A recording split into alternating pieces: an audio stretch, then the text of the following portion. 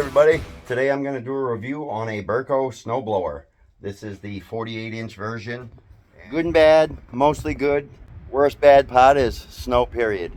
It is unplanned work for everybody. And after a long winter, it can take its toll on you sometime. I've seen a couple other reviews that talk about these turnbuckles. It helps prevent the sway back and forth. As you can see, that's pretty snug. I've got a couple just exhaust clamps holding it to the bumper, which seems to work out quite well. It's designed to hook back in here, but I find that it interferes with a lot of your other suspension mechanisms. And I've seen some reviews where they claim that these fail. I've literally seen these eyelets peeled right open. And honestly, I've been using this for 3 years and I have yet to do that. I am not saying I've never broken one of these pins right here, but I've never peeled one of the eyelets open. And I've heard some people complain about this. They say that you can't turn when you're going uphill or downhill, which is absolutely false. Is it more difficult? Of course it is. You got to figure you've got a lot of dead weight sitting on that, on the ground in front of you, and pushing dead weight. Anybody that's had any experience with that knows that can be difficult. So you should expect that. Comes with the Honda engine, which is a absolute powerhouse. It's pretty fuel efficient. Obviously, that's directly proportional to the snow load you have and how hard the machine's working.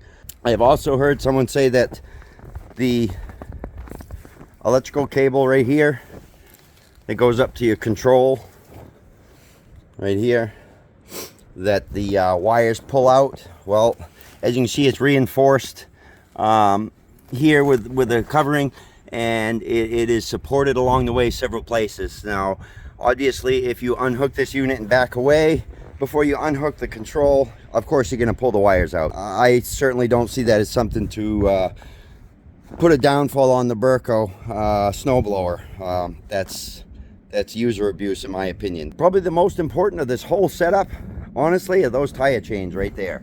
If you don't have good tire chains, this thing is not going to move in 2 inches of snow at all.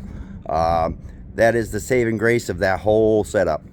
The worst thing for this whole unit, honestly, are these units right here, these casters. These casters right here have a 350-pound workload, which should be more than enough to support this thing. These fail on a regular basis in more ways than one. Here are some of the victims. This one here, that's a pneumatic tire. We have tried the solid ones as well. This one here, as you can see, the tire blew out. Had to finish up the snowstorm.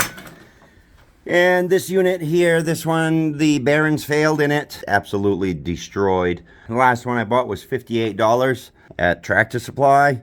They are not worth anything. The biggest thing I've got to work on here is finding a much heavier duty caster. We've handled as much as 22 inches and it handled it just fine. Does it make the job a little bit slower? Of course it does. The more snow you got, the more work it is. If I was going to score it from 0 to 10, I guess I would probably give it a solid 6.5. Again, it's not perfect, but it's certainly a good rig for sure. And a few minor tweaks, and I think they will have a really good unit. The metal on the side here, as you can see, that's fairly rugged, but could be made a little bit heavier duty than that.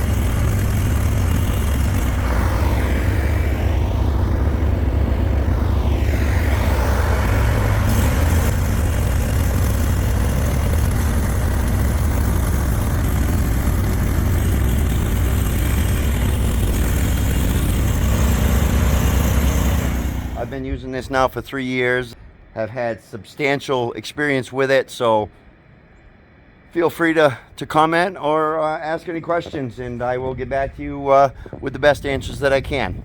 Thank you all for watching, and I hope you have a great rest of the winter.